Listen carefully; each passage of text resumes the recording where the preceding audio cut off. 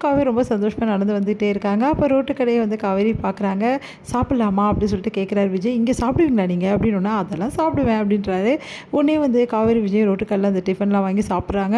அப்போ வந்து விஜய் நினச்சி பார்க்குறாரு, இந்த மாதிரி வந்து வெளியே வந்து 2 பேரும் சந்தோஷமாக சாப்பிட்டதெல்லாம் காவேரிக்கு ஞாபகம் வருமா அப்படின்னு பார்த்துட்டே இருக்காரு. என்ன ஏதாவது சொல்ல விரும்புகிறீங்களா அப்படின்னு சொல்லி சொன்னோன்னே, இல்லை இந்த மாதிரி கடையில் வந்து உங்கள் கூட நான் இது வரைக்கும் சாப்பிட்டதே இல்லை, ஆனால் சாப்பிட்ட மாதிரி ஃபீலிங்காக இருக்குது அப்படின்ற மாதிரி சொல்கிறாங்க. அப்பாடா இப்போ தான் இந்த மாதிரி சொல்கிறாளே அப்படின்னு சொல்லிட்டு அப்படியே பார்க்குறாரு. நிஜமாக சொல்கிறீங்க அப்படின்னு. ஆமாங்க, இப்போ தானே நம்ம 2 பேரும் சேர்ந்து இந்த மாதிரி கடைகளை சாப்பிட்றோம். இந்த மாதிரி கடைகள்லாம் நான் சாப்பிட்ருக்கேன், ஆனால் நம்ம 2 பேரும் சேர்ந்து சாப்பிட்டதில்லை. ஆனால் இதுதான் ஃபஸ்ட் டைமுங்க. ஆனால் இருந்தாலும் நம்ம சாப்பிட்ட மாதிரியே ஃபீலிங்காக இருக்குங்க, அதாங்க கேட்டேன் அப்படின்னோடனே, அப்பாடா ஒவ்வொரு விஷயமா இப்போ தான் அவளுக்கு ஞாபகம் வந்தால் இவ்வளோ சந்தோஷமாக இருக்கும் அப்படின்னு சொல்லிட்டு விஜய் ஃபீல் பண்ணுறாரு. இங்கே வந்து விஜய் கூட இருந்தது, பேசுனது, பழகினது, அவர் நாளைக்கு டேட் கூப்பிட்டது, போகிறேன்னு ஒத்துக்கினது, எல்லா விஷயத்தையுமே காவேரி எல்லாருக்கிட்டையும் சொல்லி சொல்லி ரொம்ப சந்தோஷப்பட்டு இருக்காங்க. இது எல்லாம் பார்த்து சாரதா புரிச்சு போகிறாங்க. இதுக்கப்புறம் கவலையே இல்லை, எப்படியும் மாப்பிள்ளை வந்து காவேரி மனசை மாற்றிட்டாரு, ஓரளவு மாற்றிட்டாரு, ஃபுல்லாகவே மாற்றிடுவார் நாளைக்கு அமிச்சா அப்படின்னு சொல்லிட்டு ஃபீல் பண்ணுறாங்க. இங்கே வந்து விஜய் வந்து காவேரியை பற்றி தாத்தா கிட்ட சொல்லிட்டு இருக்காரு. தாத்தா எனக்கு இப்போ தான் தாத்தா நிம்மதியாக இருக்குது, காவேரி டேட் வேறு சம்மதிச்சிட்டா, நாளைக்கு நான் ஒரு இடத்துக்கு கூட்டின்னு போகிறேன். அவளை எங்கேப்பா கூட்டின்னு போகிறேன், அதுதான் தாத்தா சர்ப்ரைஸ். அந்த இடத்துக்கு கூட்டின்னு போயிட்டா காவேரி எப்படியாவது வந்து பழைய வந்து காவேரியாக மாற சான்சஸ் இருக்குது. ஆனால் கண்டிப்பாக வந்து அவளுக்கு ஞாபகம் வரலனாலும் ஒரு சில ஞாபகங்கள் வரலாம்ல அப்படின்னோடனே, சரிப்பா அவன் விருப்பப்படியே செய்ய அப்படின்னு சொல்லிட்டு தாத்தாவும் சொல்லிட்டு இருக்காரு.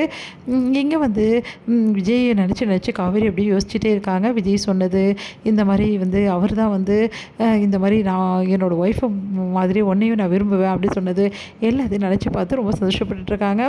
அடுத்த நாள் வந்து ரொம்ப சந்தோஷமாக காவேரி கிளம்பி போகிறாங்க. இங்கே விஜய் வராரு. விஜய் வந்து காவேரி வந்து கூட்டின்னு போகிறார் ஒரு இடத்துக்கு. 2 பேரும் வண்டியில் போயிட்டுருக்காங்க. அப்போ விஜய் கிட்டே காவேரி கேட்குறாங்க, நம்ம எங்கே போகிறோம் அப்படின்னு சொல்லிட்டு.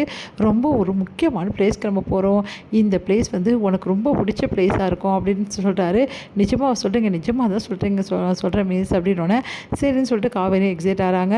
அடுத்து வந்து ஒரு பெரிய வீட்டில் வந்து முன்னாடி வந்து நிற்கிது வண்டி. அதை பார்த்தா காவேரி அந்த வீட்டை பார்த்து அப்படி பிரமிச்சு போகிறாங்க. வெளியே வந்தோடனே, என்ன இந்த வீடு நான் எங்கேயோ பார்த்த மாதிரியே இருக்கே, இந்த வீடு அப்படின்னு சொல்லிட்டு யோசிச்சுட்டே வந்து, இது யார் வீடுங்க அப்படின்னு சொல்லிட்டு கேட்குறாங்க. இந்த வீடை பார்த்தாவது ஞாபகம் வருதான்னு பார்ப்போம் அப்படின்னு சொல்லிட்டு, காவேரி மிஸ் இது என்னோடய வீடு தான் அப்படின்னு. உங்கள் வீடா அப்படின்றாங்க. ஆமாம், உங்களுக்கு ஞாபகம் இருக்கா ஆக்சிடென்ட் ஆன புதுசில் நீங்கள் இந்த வீட்டுக்கு வந்தீங்க அப்படின்னோடனே அப்படியே பார்க்குறாங்க. நிஜமாவா சொல்கிறீங்க, நிஜமாக தாங்க சொல்கிறேன், நல்லா ஞாபகப்படுத்தி பாருங்கன்னா காவேரி ஞாபகப்படுத்துகிறாங்க.